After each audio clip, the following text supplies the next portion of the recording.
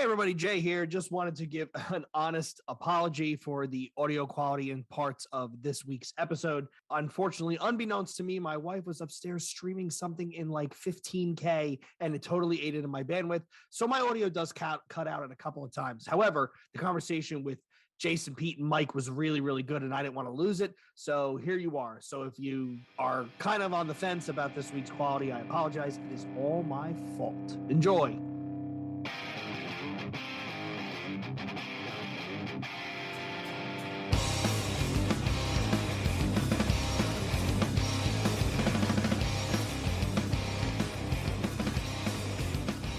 Greetings and welcome to another edition of the Agile Uprising podcast. I'm your host again, Jay Hersko. Joined with me, I have repeat offenders, Mike Mad Dog Dougherty. Mike, good evening. Hi there. We have Pete Oliver-Krueger. Good evening. And calling in from an undisclosed location somewhere north of the border, the world's best cold fusion developer, Mr. Jason Little. Jason, how are you? Woo! Hey, Jay, how's it going? Pretty good. I'm hanging in there. I'm glad to have you, this fine assortment, motley crew, I should say, pardon the pun, with us. So for this week's episode, we're going to be talking about something which might be a little bit obscure, but I think our audience will really get into it. We're going to talk about Otto Scharmer's idea, TheoryU. So a little bit of background before we dive into it. So I have come across this multiple times. This episode came out of a genesis of, I don't like to hang out on LinkedIn. It's a lot of existential buffoonery and intellectual navel gazing, but present company excluded. I did happen to log in one day and I saw the Mad Dog talk about this. And I pinged him and I said, Mike, I have been meaning to read this book for ages. Why don't you come on the show? We have this conversation. He said, I'll do you one better. I'll grab Pete and I'll grab Jason Little because we were just talking about this.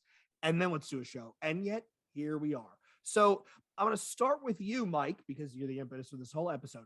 If you had to summarize TheoryU to someone who had never heard of this concept before, how would you do it?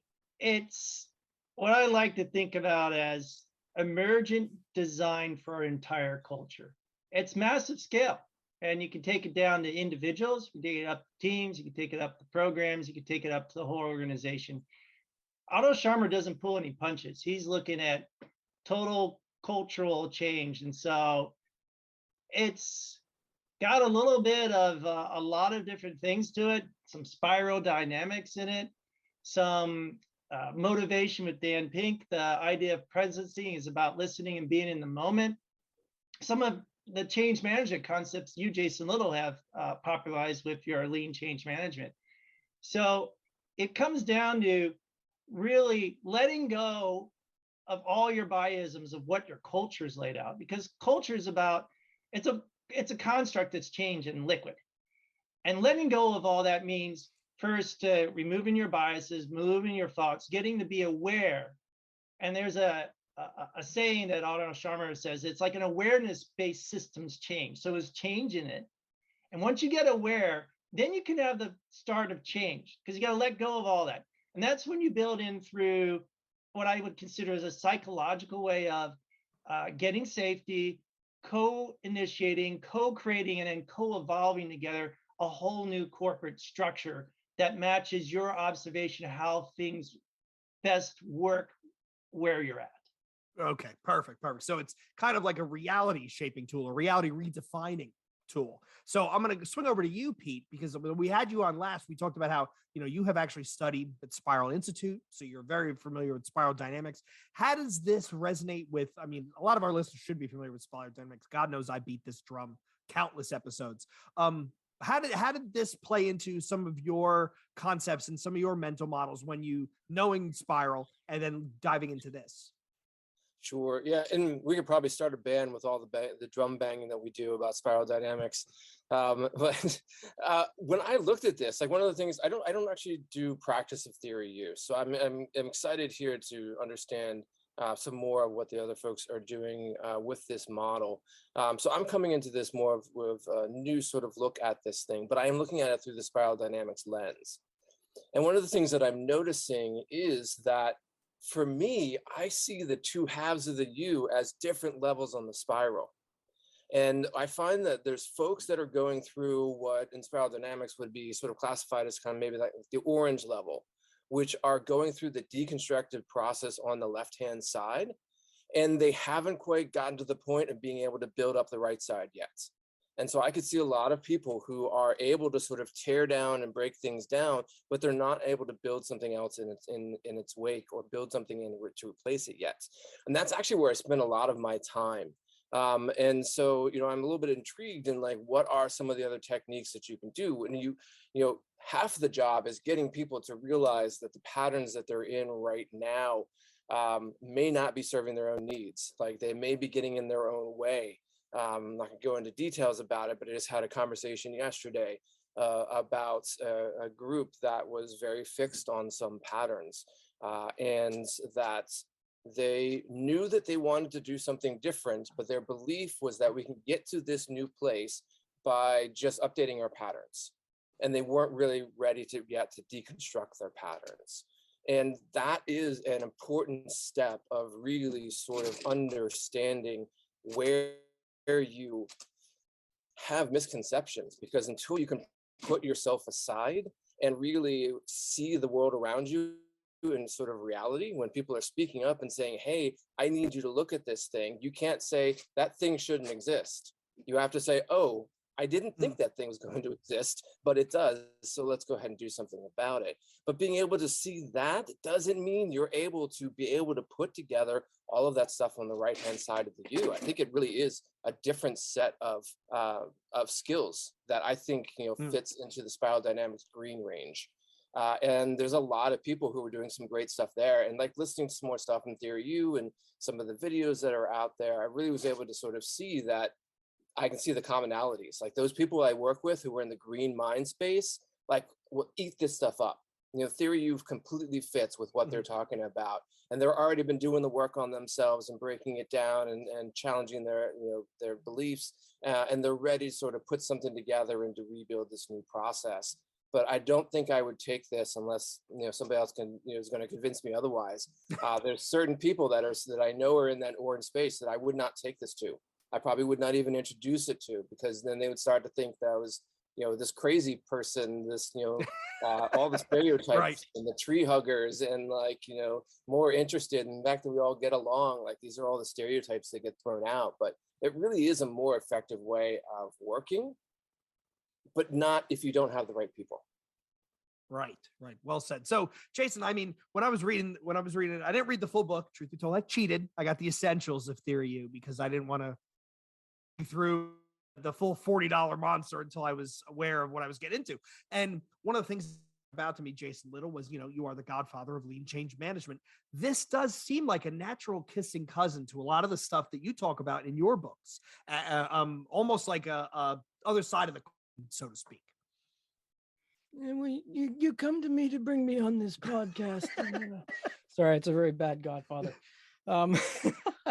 Yeah, I would totally agree with everything Pete said. It's I like the way Michael Spade explains the integral agile model, which is built on top of spiral dynamics, that people can't leap through layers. There's going to be a limiting factor for what set of ideas are generally accepted. And if you go into a lot of places that we've seen that you could call them orange or even red, and you bring in agile stuff, and you bring in, say, a daily stand-up, that is a practice designed for blue and lower. So in those cultures, you're going to see things that they'll align with the intent of what that practice is. Whereas, in the oranges and reds, it's going to be, where's the status notes that were written down from the stand-up so we can put in our procedure manual? Like, they're just not going to get it. And I think the same thing is definitely going to be true with TheoryU if we don't go to the intent of why it was created in the first place. So, the brief history is that he grew up on a farm,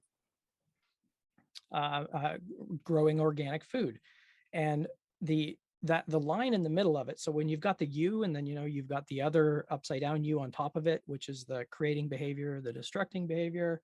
He describes that's the soil line, and they learned very quickly that the single most important thing that they need to give focus to as organic farmers is the quality of the soil. And every action and thing they do is having the best possible soil they can have.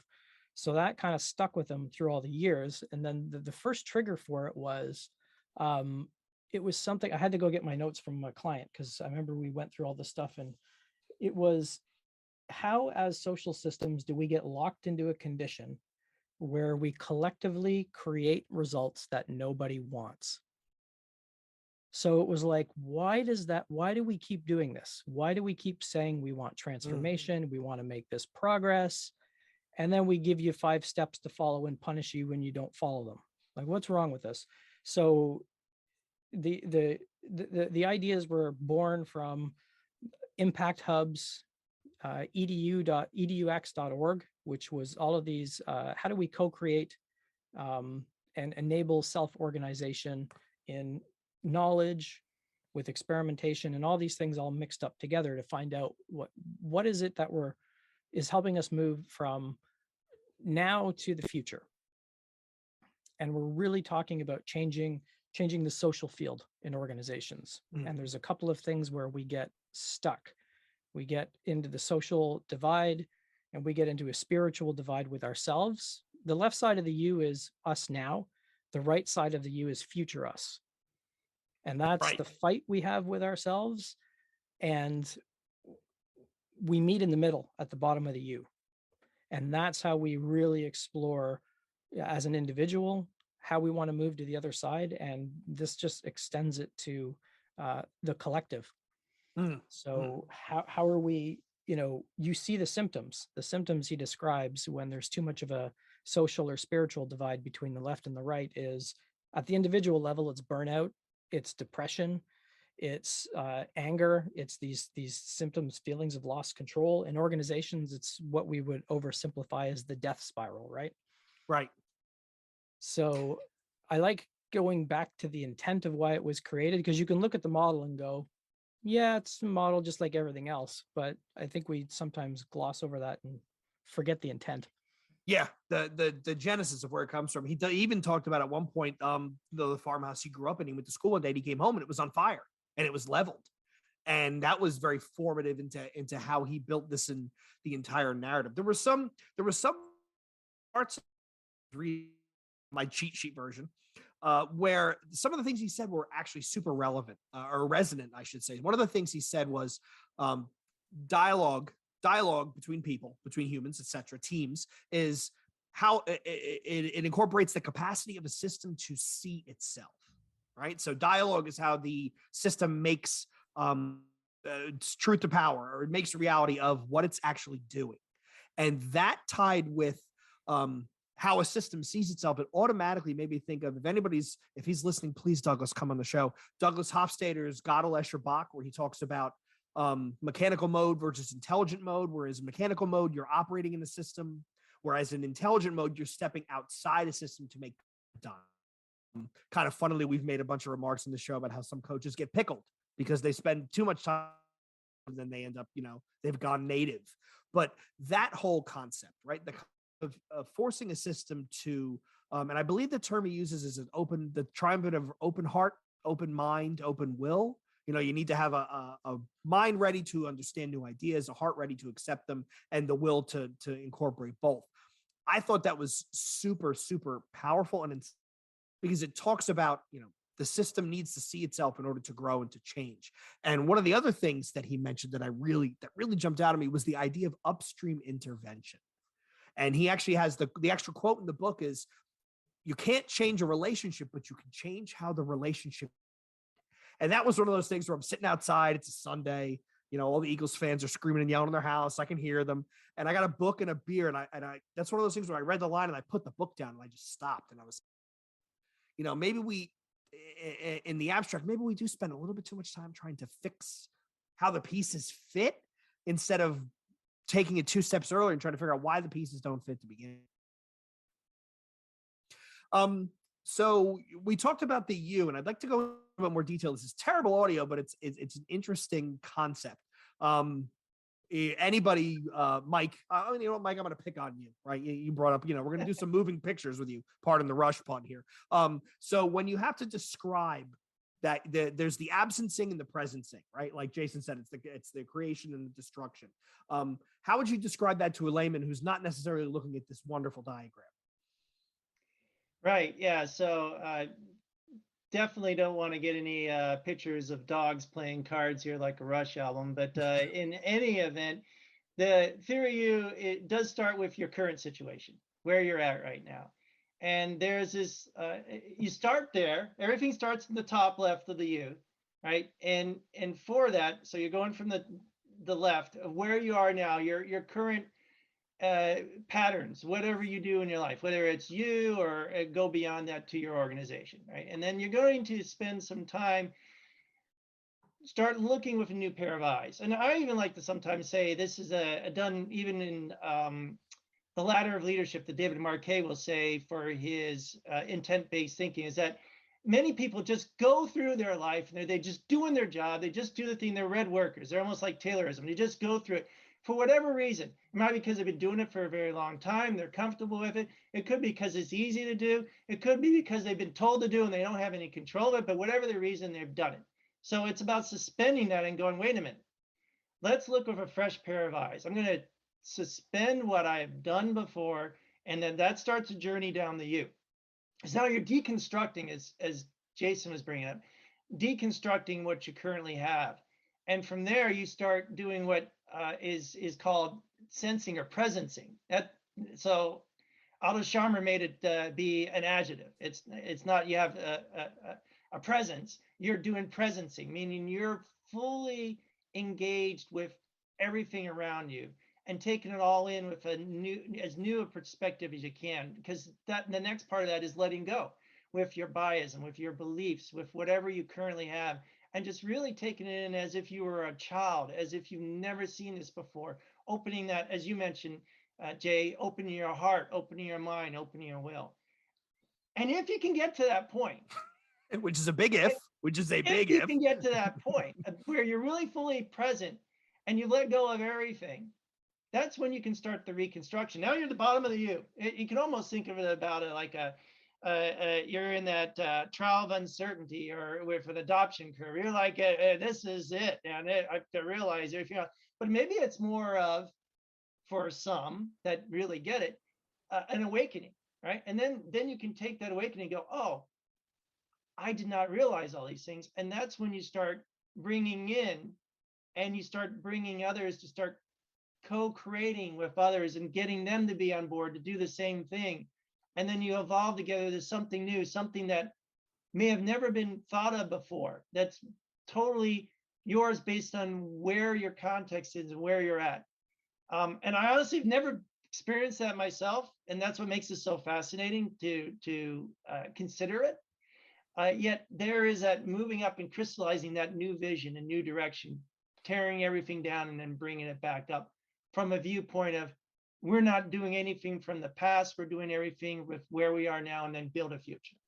Which also has analogies with the stories we've heard of Borland Technologies. We've heard of Peter Merrill talks about, if you're going to do an agile transformation, just create a whole new company and start from there. Steve notions and let the people come to the work as they get interested. You had an interesting analogy for the left side of the U, I believe. Care to go into detail on that?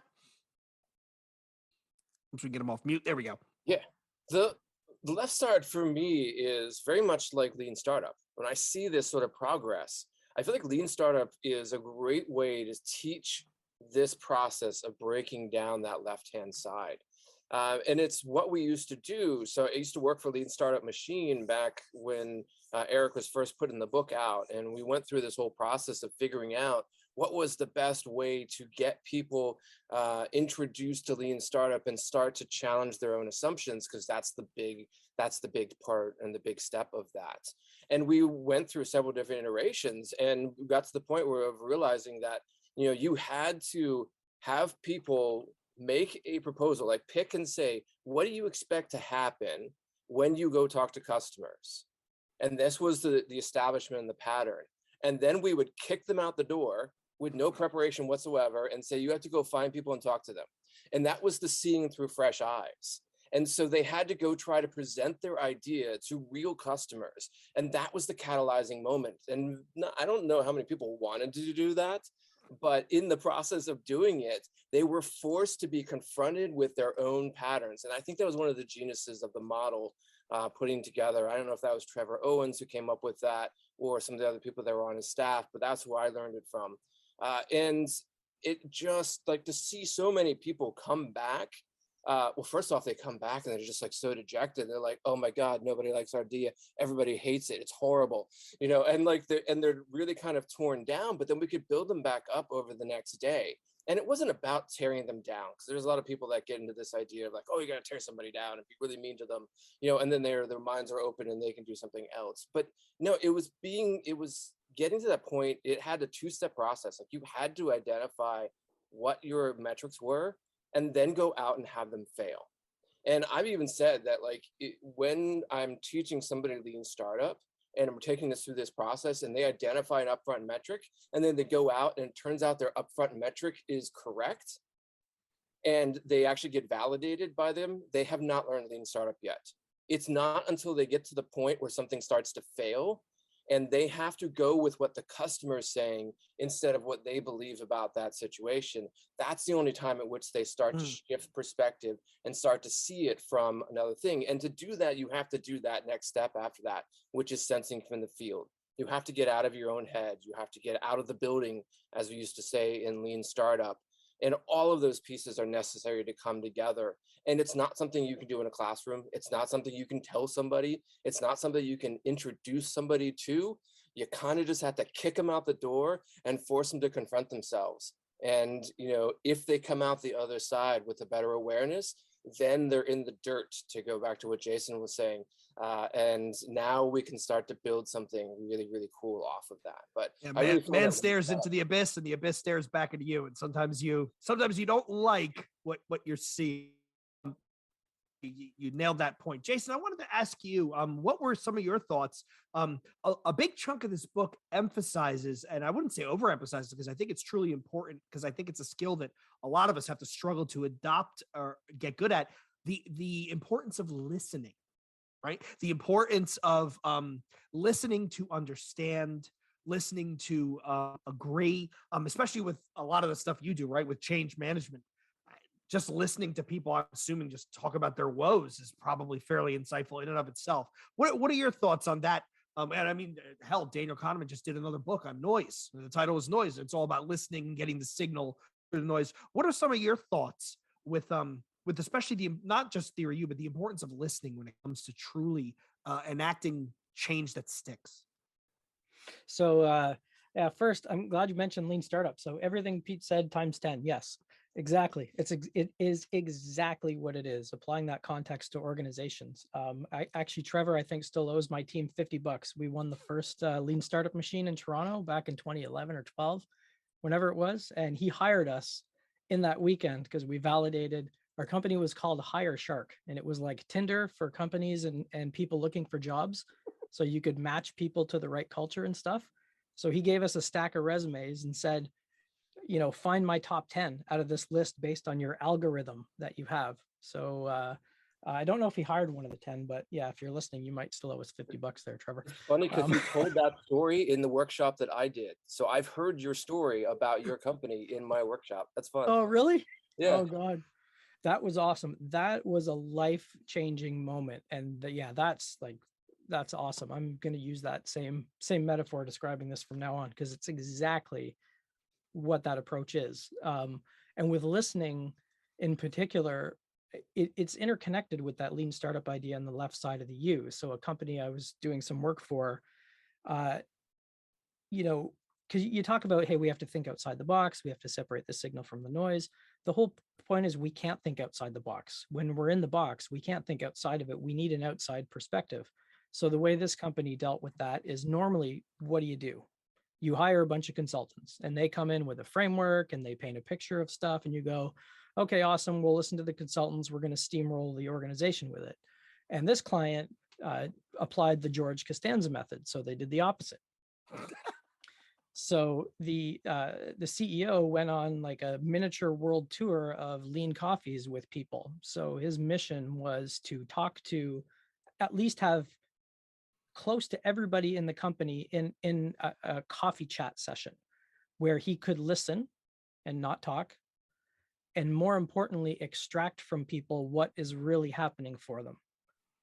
So that's the idea of, like, when Otto Scharmer came up with the ideas, it was based on collecting data about why, what's holding people back? What are and the words were, I had to make sure I wrote these down.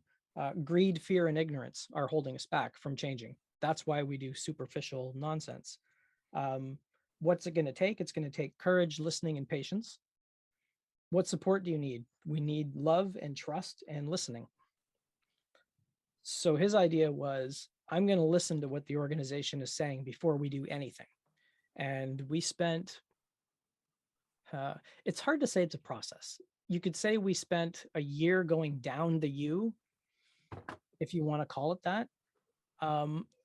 But they were very open in the sessions we would do. We'd get a couple hundred people every year up in Arlanda in Sweden and just go down the U, as you would call it. And he would say, it's going to get a lot worse. We're going to make things worse for our customers, probably for the next couple of years. While we go through this, we're going to flatten the hierarchy from 7 layers to 3. People aren't going to like it.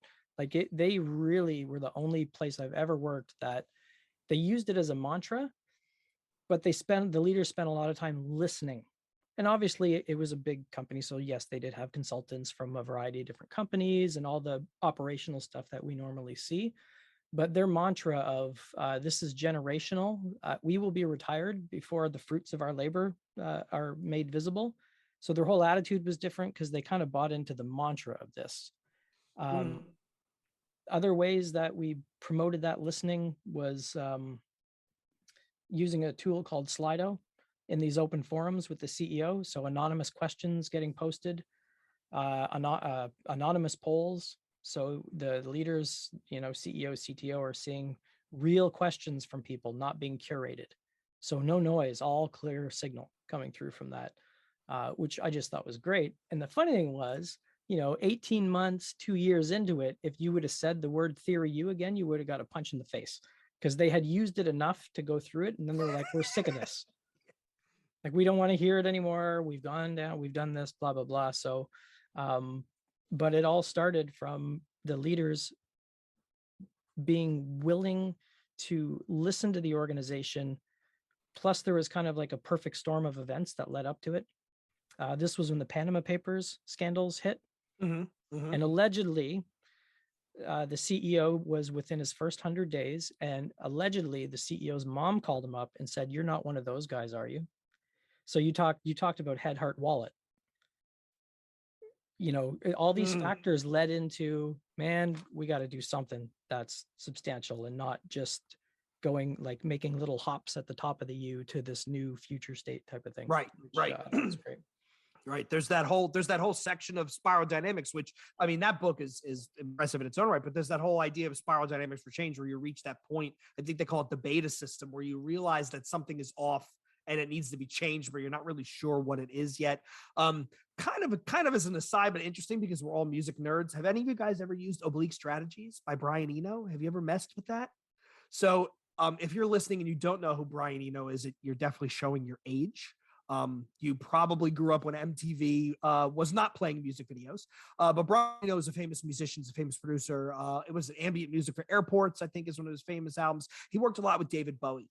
And when he was in the studio, I believe it was in the 70s, he partnered with another guy who I don't remember his name. And they came up with a bunch of index cards. And on these index cards are all non sequiturs or remarks, common aphorisms. And the thought was, you're recording something and they get stuck, pull a card. And that card's the situation. And, all three of you were talking about, poking people out of their comforts. This, I actually put the app on my phone because it is kind of wild because you open it and you hit a button and it just throws one random one out there. And when we started this call, I pulled it up because it was relevant. And the first one I got was, don't avoid easy. And there's like a list of like 90 of these things, which seems like a kind of silly state to unpack that. It does really force you out of your own comfort zone. And you start to think about avoiding because are we assuming, right? Do we just think it's going to be that simple? Right? Do we assume the new drummer is going to be able to play like Neil Peart? Nah, not going to happen. It's not going to happen. Adam Jarvis, he slowed down, but not going to happen. But the whole idea of poking yourself to get out, you kind of feel comfortable. For a lot of us, it sounds normal, but for a lot of people, it's actually kind of terrifying right? Like I'm in a new space that I don't quite understand. And speaking of spaces that I don't quite understand, so let's kind of pivot the. We've talked a lot about the theory, what the book says, and some of the ideas we've come across. Now let's talk about life and meat space, right? How do I actually use this? Mad Dog, I'm going to start with you. How you've actually used this in your professional life, and if you had to do it again, what would you do differently? So I'm going to pass the ticket to Jason Little because this has all been theory is pronounced in the TheoryU for me as well. I have not had the liberty or opportunity to implement it. All right, Jason, you have the ball. Ticket accepted. For me lately, it's language around intention, because I mean, everything we've been talking about, it's all interconnected. The signal to noise, the listening, spiral dynamics, TheoryU, it's all interconnected. It's a matter of our perspective. And it's a matter of congruence, right? Like he does talk, he doesn't specifically reference Virginia Satir, but he does reference self, context, and other, which is the foundation of Satir. Self being, an individual or a group, and other being the one you're interacting with, and then the context that's on top of that. So you focus on the interactions. So for me, it's about establishing intent. 10, 15 years ago, when agile transformations started becoming a thing, I think the intent was transformation. And I think now the intention is process improvement, but we still call them transformation. That's an interesting, we could go down that rabbit hole, Jason, because I think it's the still transformation. That's what people are saying. However, I don't think most of your coaches are equipped and they lead it onto the process transformation side. But yeah, we can drink a lot of whiskey and have that episode in a couple of weeks. That'll be a great, like, hey, it's New Year's Eve. It's 11:30. We've been drinking for 9 hours. Let's talk about role coaching and then see what happens from there. I'd be unemployable, but whatever. But continue. Be a drunk agile history. Yeah, right. These transformations manifest as process improvement programs. Every 12 to 18 months, there's a new set of consultants. There's a new VP of innovation or agile. Now there's VP of agile, VP of innovation, VP of business agility, VP of whatever. And I'm not saying that's good or bad. What I'm saying is the whole point is be congruent. You're not going to apply this TheoryU model or spiral dynamics or anything that's rooted in complexity and deep meaning on an agile transformation where you just want a better process method. So call it a process improvement program. There's no shame in that. There's absolutely nothing wrong with it, but be congruent. Don't say we're going to do this when we're not prepared to do this, and vice versa. Talk about the consequences of transformation, because it assumes, I don't think people really understand what goes on when that little caterpillar transforms into a butterfly. They don't realize it completely destroys itself and it breaks itself down to a cell level and rebuilds itself. They're like, oh, well, we just got a framework. So for me, it's about intention. Let's explore the intent of what you want to do, and let's be very clear with our language. And then the decision point comes, are we in or are we out? And if it's process improvement, awesome. Then this is probably the path we need to go. If it's transformation, maybe we've got to tread a little bit more lightly, because this is a gigantic thing. And the last thing I'll say is, with the great resignation and COVID and people, I think, finally realizing they can work anywhere for anyone at any time with anybody, I think organizations are going to eventually, over the next 3, 4, 5 years, actually have to do meaningful transformations that are more employee focused. As much as we say it now, it's still not. We still use performance management as the lever, but I think it's going to give us a good opportunity to explore deeper ideas like this. And to your point, I think the companies that embrace that idea of embrace the uncertainty of, so what if I don't have all my people sitting in the office next to me? So what if I have people spread out, through the diaspora? It's the worst thing in the world. And you couple that with, if you really want to get like goofy and bleeding edge, if you look at some of the stuff that's going on in the blockchain space, right, in Web3, I just picked up an article by Packy McCormick from Not Boring talking about the Pareto fun tier, not frontier, but fun tier, where, there's things that you do for money and then there's things that are fun.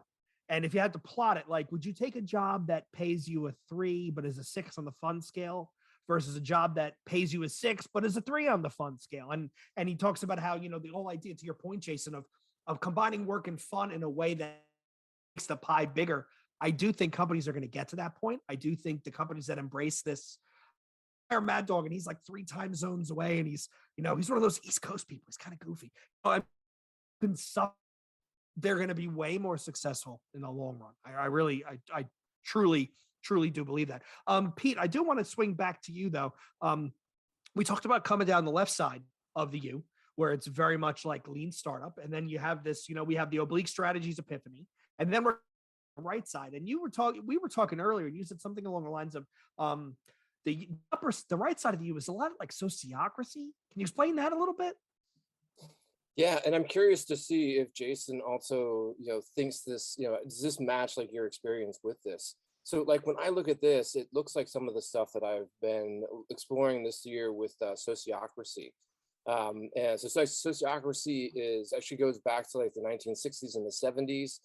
Gerard Endenberg took like an electrical engineer's mindset at how do you do management, and he was the son of this family that had this business. So he had the ability to try out a bunch of things, and he developed a whole series of techniques that have then since been refined over the many different years. And the guy who translated all of his work into English his name is John Buck, and I got to work with him and his group this year. So I've been working with one of the crypto companies, so one of the blockchains out there, Cardano, and we were working on setting up a self-governing structure for the Cardano community. And so we were brought in by them to introduce these ideas of sociocracy. And so I got to spend a lot of time with it. And so when I'm looking at the model here and I'm looking at everything that we do in sociocracy, there's so many different analogs. And one of the things that I love about that is like, I love it when we find these things where even though we come from different backgrounds and we kind of work out the best way to work, they start to look like each other. I had the same thing when I was doing studies of comparative religion.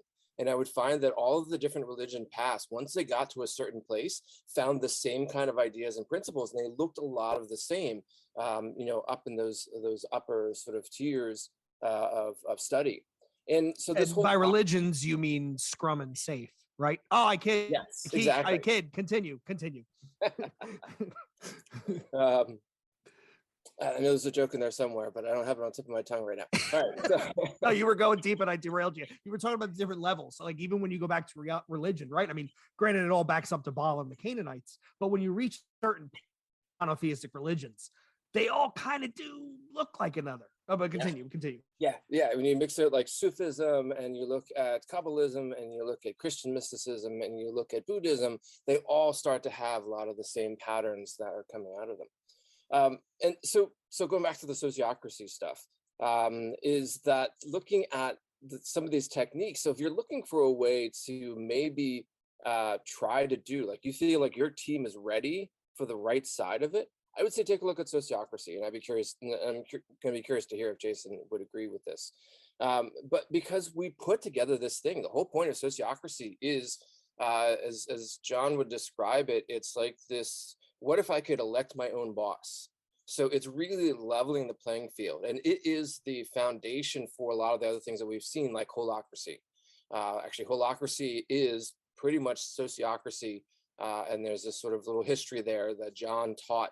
I forgot what his name was. Brian Roberts. Yeah, that put together the holacracy stuff, and then he went off and did his own thing and didn't reference back that he got a lot of these concepts from sociocracy, but it's all the same kind of things. But when you go back to the original, which is like I like to do with we talked before about going back to the original version of spiral dynamics, having come to it through integral. When I went back to the original version of sociocracy, having come through holacracy, I found a lot of these practices that were really sort of looking at how do we sit down a set of procedures that allows us to all be equal. So they have things like rounds, which are very important.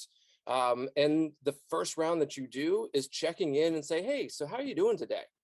We recognize that you're a person. We recognize that you have emotions. We recognize that what you just did 30 minutes ago coming out of that frustrating meeting is going to affect what happens now. So we're going to give you a chance to express that. We're going to give you a chance to just be human and just admit that like you're bringing stuff with you to this conversation. You may not be on your A game, and everybody gets a chance to do that. And so every meeting starts with just connecting with people as people.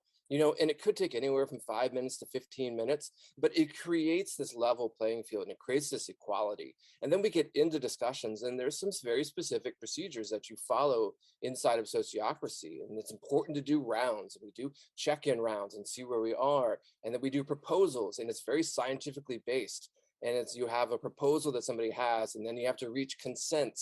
But consent is different than consensus. And it's all of these different techniques that are sort of built in. And I won't go down the rabbit hole and the difference between consent and consensus. But it's all of this, like this idea of prototyping. Sociocracy has a version of prototyping that goes in there, and then you reach this point where, are we good enough to go forward and try something out? And so then you get into the stage of sort of performing, but you are committing to, like, even though I don't fully agree with this, I agree to support this, that we are together going to operate as a whole, and we are going to try this thing out and see how it goes. And if it goes great, then I was wrong and carry on. And if not, we collecting some more data, and we're going to come back in and we're going to do another prototype. Right. No. That are following along at home, I will put a link in the show notes. We actually did have John and Eckstein on to talk about Bossa Nova, where that's beyond budgeting, open space, and criminally overlooked. Yeah. You'd have joined us on that project with the Cardano group as well. It's Pete, I feel like you and I should hang out more between the blockchain stuff and spiral dynamics. We definitely should talk more. Right. But then somehow Rush is going to come up and we're going to start debating albums, and it's going to go down from there. So we're quickly approaching time. I can't believe we blasted through this episode this quickly. So I want to go around the horn and get some final thoughts. If you ran into someone who said, hey, here's the setup. You run into someone at a bar, at a conference, whatever, and they say, hey, I'm looking into this TheoryU stuff, and I'm kind of intrigued.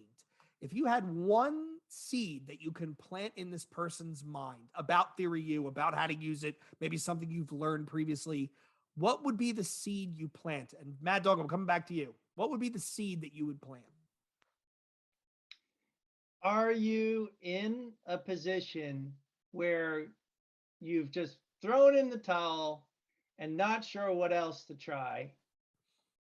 Are you ready to just give something new a try that you hadn't thought about before? It's is your company, is your culture, as far as you can tell, ready to be there? And here's the example that I've been thinking about. Every time I think about TheoryU, I also think about some of the more of the terrible message they call burning platforms, like Piper Alpha that happened in off the coast of Scotland, and that is a lot of companies don't realize they need to do something till they're in a crisis, and that's unfortunate. And sometimes they can get there just by wanting to do it, but usually it's done through a crisis rather than cause and purpose, as Jason would probably bring up from his end. And it's great if you can get that. But I've been a victim of acquisitions. I've been a victim of rifts. I've been a victim of restructures, reorgs. It seems like anytime a company goes through some sort of internal crisis, they've got to go through a big change. Well, what's the difference between all the other big changes that happened over the years? I've been hearing about reduction in force, RIFs, since the 1990s, right? And I'm sure it predates that way before. So if you're at a point where you want to try something that's truly different and not go through the whole repeated cycle of life and death within corporations, consider trying TheoryU and see where it goes from there. Cool. Pete, same question. I'd actually take it in a slightly different way, which I would say, man, God, I understand what you're going through, that sort of frustration that you're having. I've had a similar kind of experience, and like, tell me a little bit more about, like, what are some of the problems that you're experiencing that are getting you to this place? Because if they can't follow that up and talk to me about the emotions of what they're going through, if they haven't reached the emotional awareness yet to be able to talk about themselves and their coworkers emotionally, then what I would do, I'd say, hey, you know what? If you want to find out a little bit more about this TheoryU stuff, definitely check out TheoryU. But also, I would recommend taking a look at Ash Maurya's Running Lean and try some of the stuff that he has in that book. But if they do respond with an emotional thing and they get into it, and I can tell like they're already like have access to their emotions, they're already ready to get access to that stuff, then I would say, hey, you might want to check out some of these techniques over in the space of like Sociocracy or some of these other, sort of things and see how that goes. So that's sort of my connection into those things. But you have to figure out where they are first before I figure out which advice I would give them. Okay. Little, same question. Ditto. Oh, yeah, that went in. Should we force them to rank all of Russia's catalog from best to worst? If we're gonna tough question, right? Should we force them to do that? He's he already has the answer memorized. Yeah, go to intent. What has led you to this point where you think this is something worthwhile looking at, and then fork the conversation based on there. I had somebody who reached out. I don't know when it was, but we're looking at a change framework, and we're looking at method X and method Y and your framework, even though none of my stuff is a framework. It's just how my idiot brain sees change and how I like to work. So do you have like a brochure or case studies or blah, blah, blah on how your framework and method works? And I just pick one of the other two. The nature of the question is these ideas are probably not for you. So I would want to go to that intent. Like, what has led you to this? And if it's an individual personal thing, I would, well, you don't want to get into therapy, but I would point them towards the original talk that Otto Scharmer did to at least help them see where the intention came from, and not that it's a process model that is going to fix, that I can apply and it will fix all of the problems that my organization couldn't fix, but with their past 5, 6, 7 transformations. But perfect. Intent is the way to go. All right. So on behalf of all the listeners and myself, I want to thank you, Mike, Pete, and Jason, for spending time this evening to have this conversation. On behalf of Mike, Pete, and myself, the other Jason, the fatter one with less hair, who arguably has better taste because I really don't like Rush, but we're not going to talk about that now. I want to thank all of you listeners for tuning in once again. If you like what you heard, please leave a review, a rating on iTunes, Stitcher, Podbean, your podcasting platform of choice. Believe it or not, it does help others find us. Special shout out to Chris at Machine Man Records and the artist Krebs, who provided us our outro music free of charge, monetized when we get to that point on YouTube. If you liked this conversation, if you want to learn more about TheoryU, if you want to just jump in the agile deep end and bury yourself up with tons of intelligent practitioners who've got something to say, hop onto our Discord server. There's plenty to be had there. And last but not least, we are committed to always being free. However, we do have a Patreon. So if you're interested and you want to throw a buck or two here or there a month, prize in the mail from me, and it might be something you really enjoy. So once again, I want to thank all of our guests. I want to thank the people, and I want to thank you listeners. And until next time, this is the Agile Uprising Podcast signing out.